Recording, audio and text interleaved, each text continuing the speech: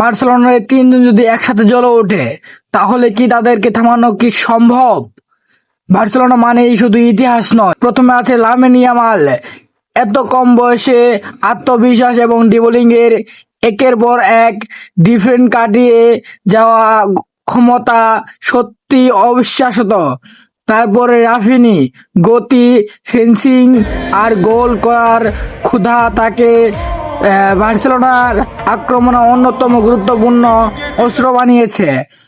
আর সামনে Robert Lewandowski, বক্সের ভিতর সামনে সুযোগ পেলেই গোল করার ক্ষমতা তার সবচেয়ে বড় শক্তি। যদি একই ম্যাচে নিজেদের সেরা পারফরম্যান্স থাকে তাহলে বার্সেলোনাকে কি সত্যি অসম্ভব আটকানো? আপনাদের মতামত, বার্সেলোনা গুরুত্বপূর্ণ খেলোয়াড় কে? কমেন্টে নাম লিখে যান।